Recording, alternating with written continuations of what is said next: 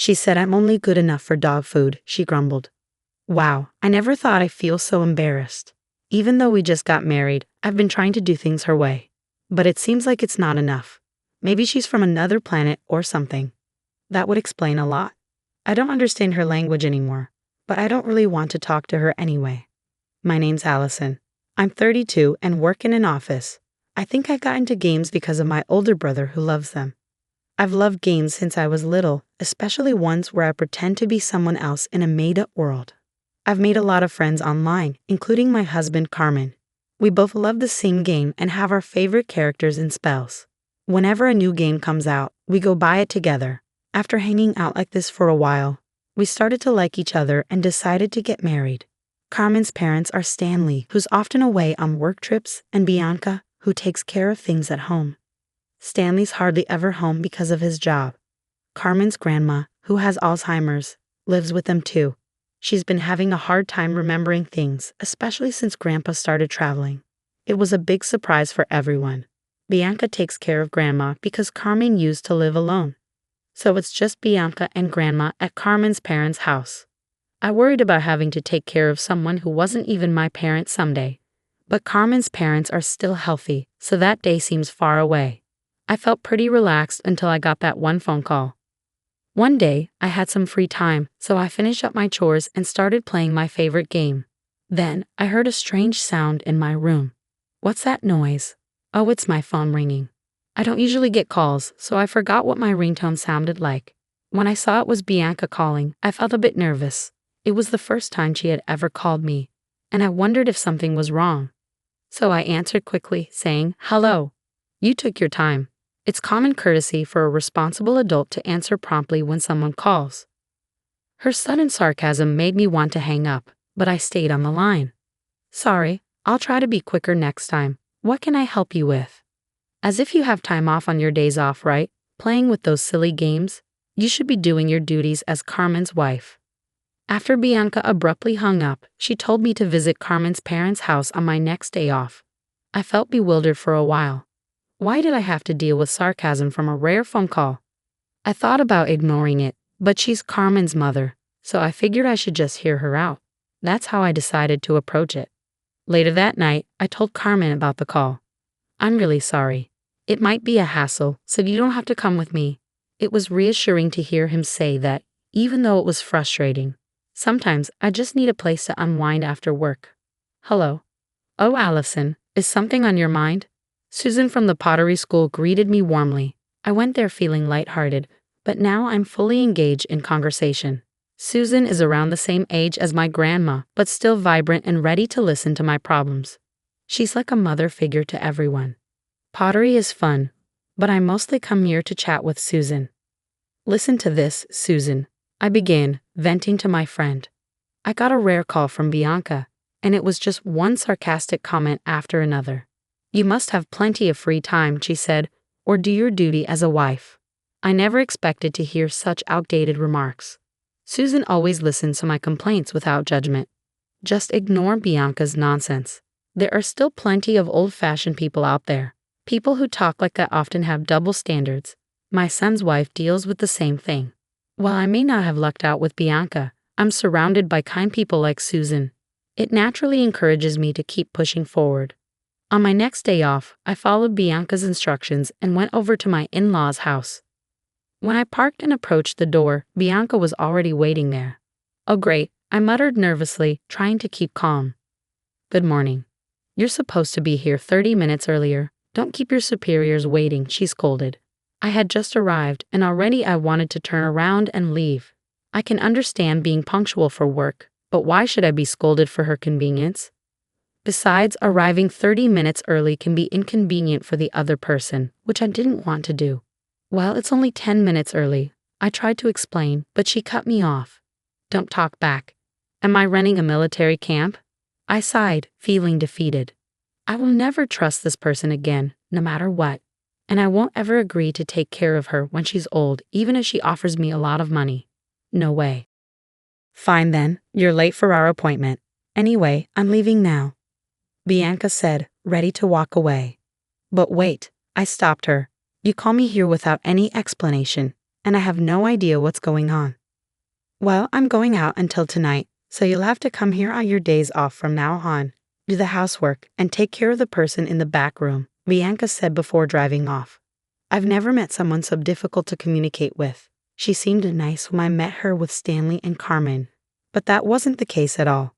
I thought about just going home without doing anything to avoid getting yelled at again.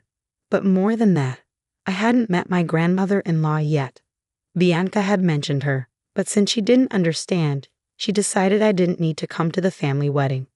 By the way, we only had a simple meal and didn't have a wedding ceremony. Carmen and I were supposed to visit her together later, but our days off never lined up, and embarrassingly, we never made it.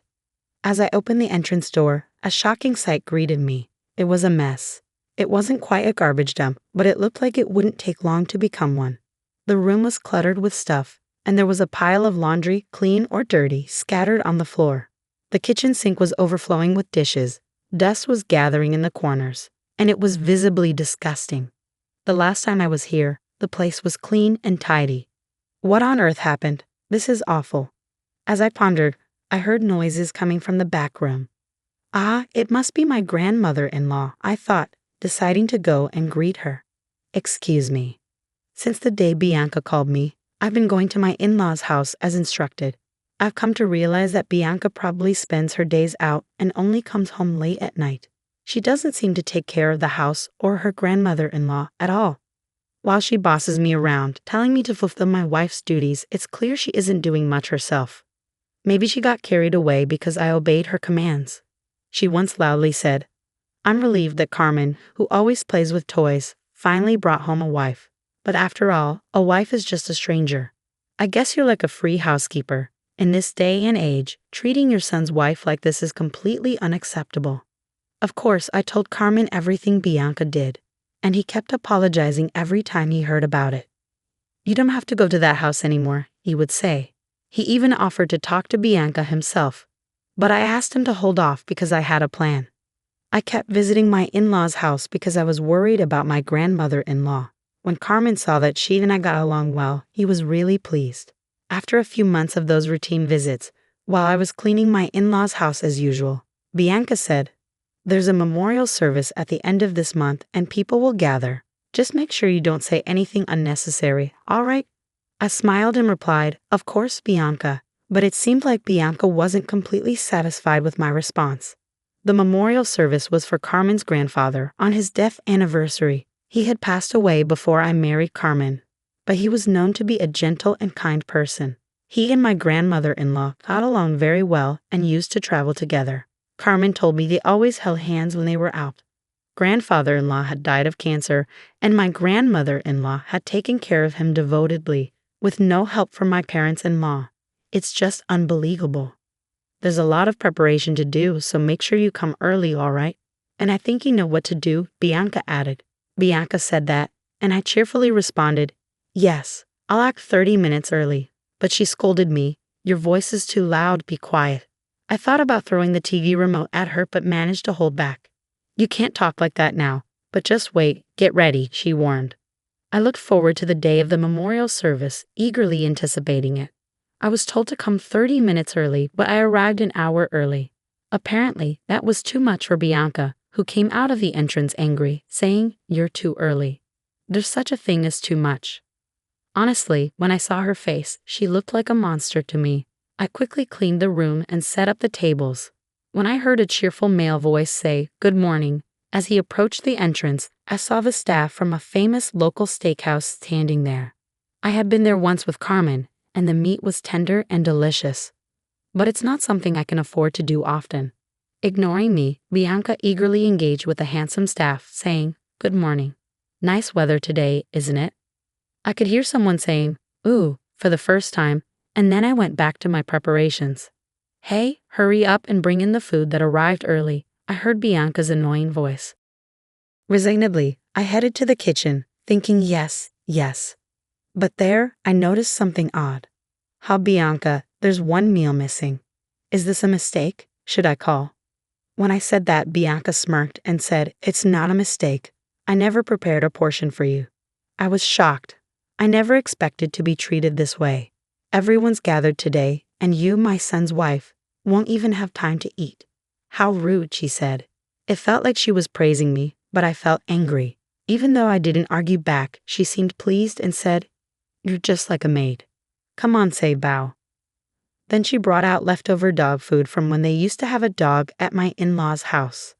I couldn't help but laugh at her humiliating gesture. I couldn't understand this woman at all. I thought maybe she was from another planet or something. I didn't want to talk to someone I couldn't communicate with, so I pretended to speak an alien language and shouted at her. For a moment, Bianca looked scared by my sudden behavior. "Are you crazy? Are you making fun of me?" she asked. "Yes, maybe I am. I've been putting up with this for a while now. I don't like living with someone as mean as you," I replied. "I don't know what you're upset about, but would you be happy if we got a divorce? No way. I won't allow it. I'd have to hire another maid, and that would be a waste of money," she interrupted, trying to grab me. "Stop it? How embarrassing," I said, turning around to see Carmen and my father-in-law Stanley, along with Stanley's brother and his wife, who had come from far away. Bianca didn't notice them because we were arguing, but it was time for Carmen and the others to arrive. I'm not sure how long they had been watching, but Bianca suddenly became quiet, maybe because Stanley stepped in or because she was shocked. Then the priest came to the house. The memorial service ended simply, and it was time to eat. But my grandmother-in-law stayed in her room, saying she wasn't feeling well. "I haven't had steak in a while, but it's really good here," Stanley said as I busied myself bringing drinks and such. "Allison, come and eat too. You don't need to do all this," my aunt-in-law said kindly. "Thank you, but it looks like there's no steak left for me." I pretended to be sad. When Cindy asked why, I said, "I can't really say. Please ask Bianca." Cindy glared at Bianca, who seemed scared by her look, and started saying something strange. "Oh, I ordered the wrong number of steaks." I offered my portion to Allison, but she said she didn't want it. I'm so lucky to have such a nice woman in the family. Bianca was sweating a lot, and her eyes were darting around. Cindy looked at me worriedly. Yes, that's right. Behind Cindy, I could see Bianca's face completely at ease. That face was so funny, I struggled not to laugh. Bianca is always so nice. She tells me when I'm not polite. Today, instead of steak, she prepared this for me. I said and brought out the dog food Bianca had given me from the kitchen. Bianca looked scared at my unexpected move. "What's happening? What did you do to my wife?" Carmen asked, but Bianca stayed silent. Stanley spoke up. "Well, you know, when in Rome, do as the Romans do, right? Allison is part of the family now." Stanley started joking, and Carmen looked like he might grab him.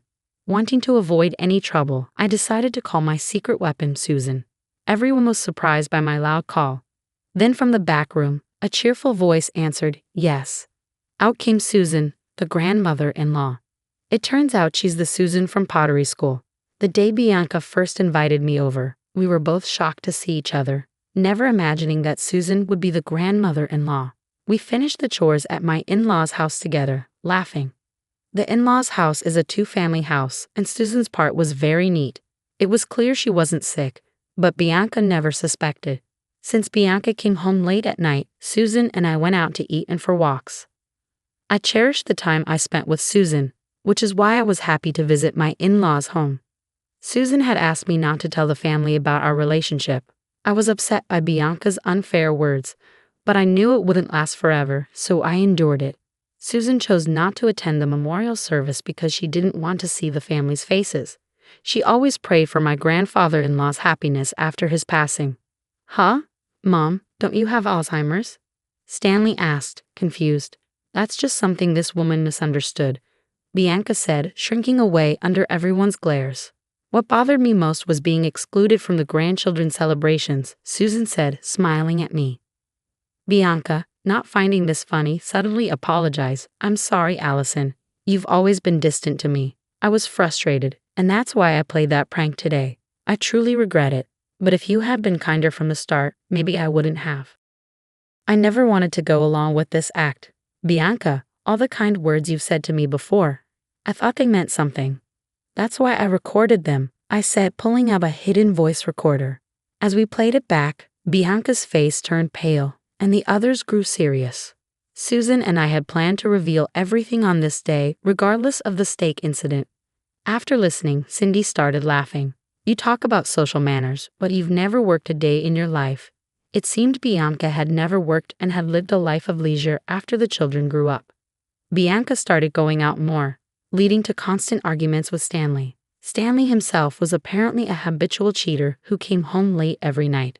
He would show up at school events for appearances, but otherwise had a fake relationship, according to what Carmen had told me. Carmen couldn't stand it either and left home as soon as he finished high school. That's why pack your bags and leave right now. This is the home my late husband and I cherished. I'll never let you come back. And you too, Stanley, Susan said, glaring at him. You've got another woman out there, don't you? Do whatever you want, worthless son. I'm cutting ties with you. Stanley left hastily, maybe feeling too exposed. And Carmen, I know you're busy with work, but visit once in a while.